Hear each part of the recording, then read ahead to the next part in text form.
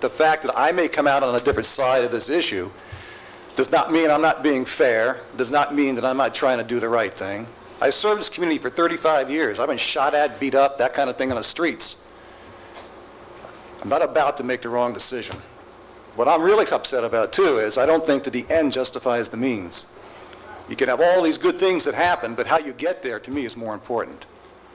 And I want to talk about some things, just kind of talk about, I'll be all over the place probably, because that's how I get when I get going like this type of thing. It was mentioned before, the city manager was the one that came in and saved us all this money.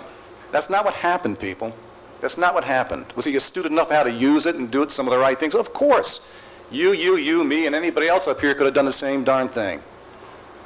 Alan Silva came in here as a city manager who was paid nothing for a year, and he cut things to the bone. He cut things out like crazy. I had arguments as the chief of police with him. I said, Alan, you're cutting too much too quickly. I said, crime's going to go up. He says, I don't care. I got to cut. That's his job. Yeah, we had that discussion. We disagreed. Crime did go up, by the way. Right after, which was touched on here earlier, the lowest crime rate we've ever had in the city of Fort Lauderdale was 2003. I was your police chief then, and that was before the city manager, our current city manager, was on board too. Crime went back up. We started bringing it back down in 2007. We went back up again in 2008. We're coming back down again in 2009. But after that 2003 and then 2007 level, we've kind of maintained where we are as far as crime rates goes. Not much has changed when you look at that particular picture. And you take a look at the money that came in. Like I said, Silva cut to the bone. We had a building boom. Everybody talked about that. We had increased assessments. We had increase in the tax rate, as Charlotte mentioned before. We had vacant positions that were fully funded in the budget every year. Anybody could have saved that money. When we came to our annual report dated ending September 30th of 2008, we had $91.5 million of general fund balance. $91.5 million. That's too much money that we taxed you for and didn't do anything with. So I have a different viewpoint on how that goes about and what we did there too. And I don't want to sound negative, but I will be getting into some negative aspects because I have a longer experience and track record not only with the city, but with this current city manager. And I did meet with the city manager soon after being sworn in. We were sworn in on March 17th, this new commission was, and I believe it was 2 weeks afterwards I met with him. We went over 2.5 pages of goals and objectives. One of those primary goals and objectives, which was even a sore point in those discussions of what I wanted to accomplish, was I was talking about interpersonal relationships, staff development, and how you treat all people with dignity and respect and courtesy. And the reason that was so important to me, because as a police chief and as I saw other members of the staff being, I thought, verbally abused and mistreated rudely and incorrectly by the city manager. And he would have disciplined and demanded that I discipline, and rightfully so, any member of my staff or any member of any other department that treated you, the public, that way. But no, that was okay for him to do that. So I said, let's go ahead. That's one of the primary goals we're going to work on. Well, you know, it didn't work like that, okay? It didn't happen.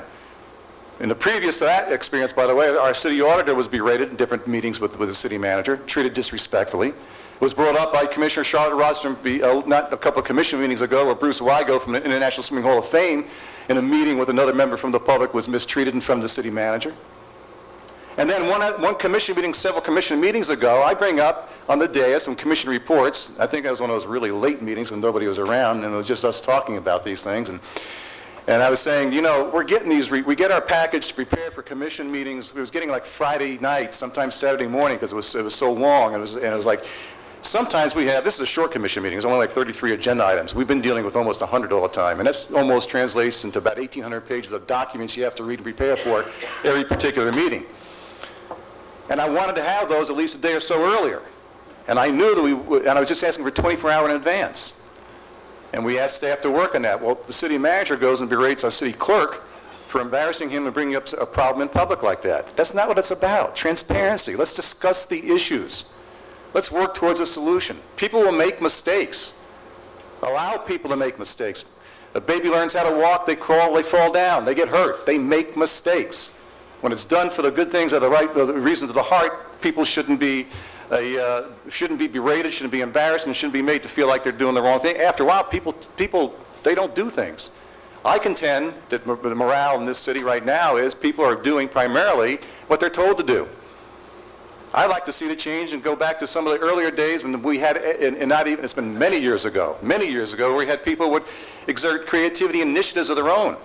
We talked about that today for the budget process and going in with the visioning process and going into the new budget review process about the people on the street in this city, the people doing that work. They're the ones that know what needs to get done. We need to get that kind of feedback and feed it up. We don't get that nowadays. It's top down. It's top down, and we need to go ahead and change that.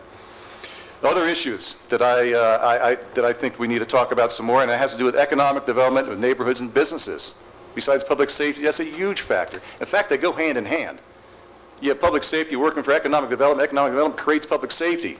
If you build it, you create issues where people come and live and recreate, and you keep the criminal aspect out. That's the goal, to do both of those at the same time.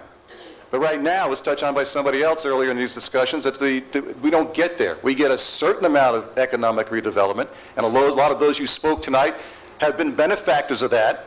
There's a lot that we haven't had a chance to look at because the entire process has to start with the city manager. We don't even get a chance to take a look at anything. Before it even goes to DRC, it's approved of by the city manager and other processes. It needs to be more open and more transparent.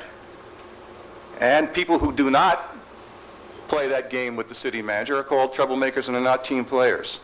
I've had issues getting with my own particular district, getting some things covered, like I've asked for a Knoll Ridge traffic study plan. I haven't had that since I've been the commissioner for 8 months. Knoll Ridge wants, and they've been talking about this for months, actually years before I even got into elected office.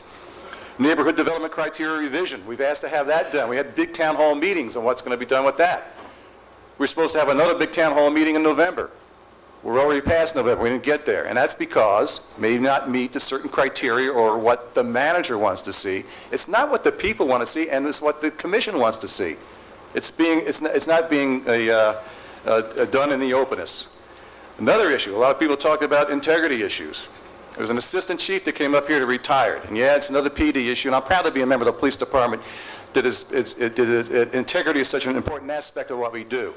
During that OAS conference, which was brought to this city, actually at the time Mayor Naugel with Nikki Grossman from the Convention and Visitors Bureau and several other members of the community, they wanted to bring this to the city. It was a big thing for the city.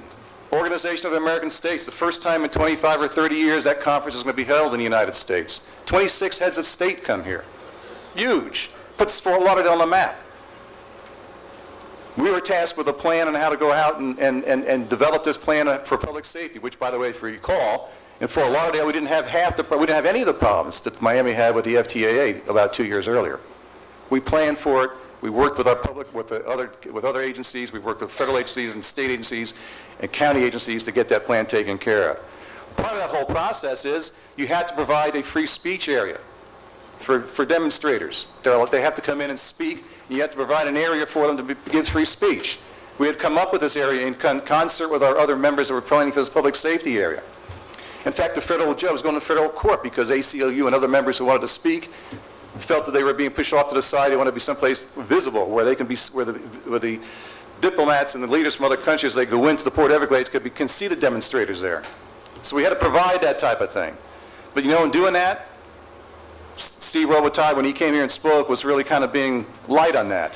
We were actually asked to go to federal court and tell them, but we thought it should be something different than what we thought it was. That's unethical, and that's borderline illegal as far as I'm concerned. Fast forward to the current existence we have right now, what's going on here. One of the first issues this commission dealt with was with the police video issue and cameras in the car. And one aspect of that had to do with Congressman Klein's $400,000 technology grant. 3 commission meetings we had to deal with whether this thing could be used for other items or had to be used specifically for the video cameras in that program.